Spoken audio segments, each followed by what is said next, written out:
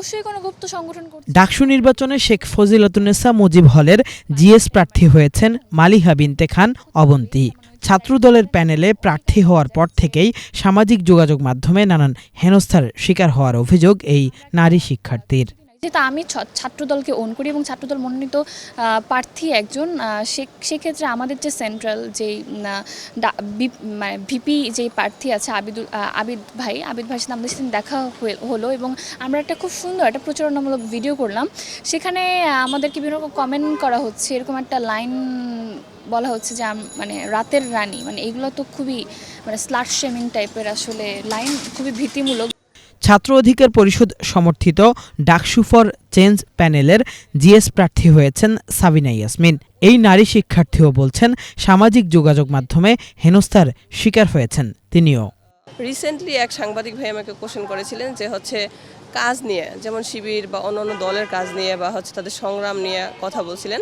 তো তখন আমি বলছি, দেখেন আমাদের প্যানেলের যারা আছি আমরা কিন্তু সেই 2018 সালের কোটা সংস্কার আন্দোলন থেকেই আমরা লড়াই সংগ্রামের সাথে যুক্ত। বিশেষ করে যদি আমি বলি, আমাদের যে ভিপি প্রার্থী বিনিয়ামিন মোল্লা ভাই, উনি কিন্তু বেশ কয়েকবার হামলা শিকার হয়েছে। যেমন 12টা মামলা শিকার হয়েছে, 8বার হামলা শিকার হয়েছে। তো তারপর লড়াই সংগ্রাম করেছে।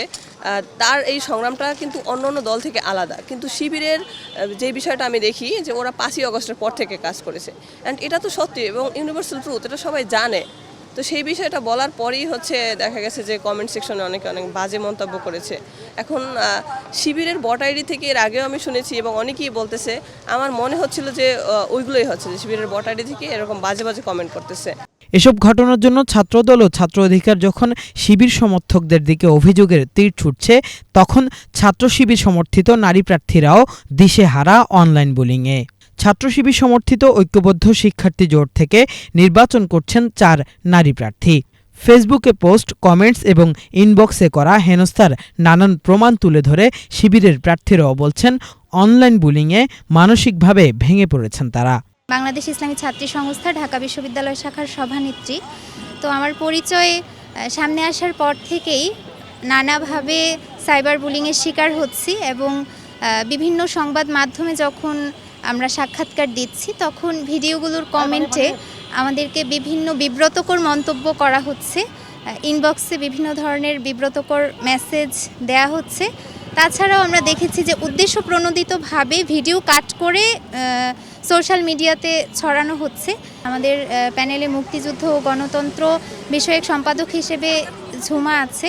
তো ঝুমাকে খুব কাছ থেকেই আমরা এখন দেখতে পাচ্ছি যে তাকে আসলে কিভাবে বুলিং করা হচ্ছে বা কিভাবে ভিডিও কাটছাট করে মিথ্যা তথ্য ছড়ানো হচ্ছে, যেই কারণে ও অনেক বেশি মানসিক ট্রমার মধ্যে দিয়ে যাচ্ছে।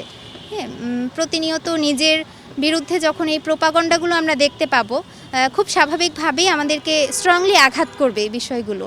তো আমি সহ আমাদের প্যানেলে যে নারীরা আছে তাদেরকে যেহেতু খুব কাছ থেকেই দেখতে পাচ্ছি, আমরা প্রত্যেকেই এই আশঙ্কাটার মধ্যে আছি বা এক ট্রমাটাইজ অবস্থার মধ্যে আছি। শুধু এই কয়েকজন নয়, ডাকসু নির্বাচনে স্বতন্ত্র ও বিভিন্ন দলের সমর্থনে প্রার্থী হওয়া প্রায় সব নারীই বলছেন ভোট চাইতে গিয়ে অনলাইনে হেনস্থার শিকার হচ্ছেন তারা। আর্টিফিশিয়াল ইন্টেলিজেন্স ব্যবহার করে তাদের ভুয়া ছবি ও ভিডিও বানিয়েও প্রচার করা হচ্ছে, যা এসব নারী শিক্ষার্থীকে সামাজিকভাবে ক্ষতিগ্রস্ত করছে। এর মাধ্যমে নারীর অগ্রযাত্রায় প্রতিবন্ধকতা তৈরি হচ্ছে দাবি করে অধিকার কর্মীরা বলছেন, অনলাইনে নেতাকর্মীদের বিতর্কিত আচরণ নিয়ন্ত্রণের দায়িত্ব নিতে হবে রাজনৈতিক দলগুলোকেই। ডাকসু নির্বাচন বলেন, অন্য নির্বাচনগুলো তো এখন আসেনি, এটা আমরা প্রথম দেখতে পাচ্ছি। প্রথমে খুব আশার আলো জাগিয়েছিল যে হ্যাঁ, অনেক নারীরা এখানে অংশগ্রহণ করতে যাচ্ছেন বা ইচ্ছা প্রকাশ করেছেন, অলরেডি সবাই গেছেন ওই প্ল্যাটফর্মটাতে।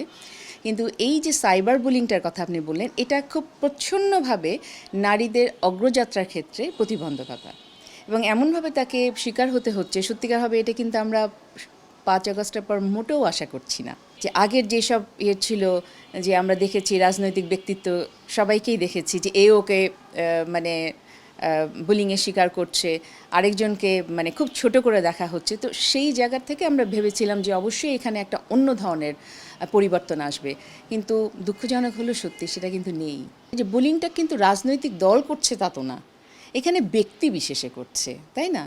কোনো একটা ব্যক্তিত্ব এটা মানে ব্যক্তি এটাকে তুলে ধরছে, এবং যেহেতু আমাদের প্ল্যাটফর্মটা সোশ্যাল মিডিয়ায় অনেক বেশি মানে অ্যাক্সেসটা আছে এবং অনেক বেশি কভারেজ হয়, অনেক বেশি স্প্রেড করে, কাজে এটাকেই মানে ব্যবহার করছে তারা। সেখানে আমাকে বলতে হবে যে রাজনৈতিক দলগুলোর উচিত বলবো আমি এখানে, যারা এই কাজগুলো করছে তাদের নিজের দলের হয়ে তাদেরকে সেখানে এই প্রতিহত করা এবং তাদেরকে এই শিক্ষায় শিক্ষিত করা, না this is not our practice, you should change your behaviour and you should come forward it for the next generation আর very beautiful Bangladesh for this.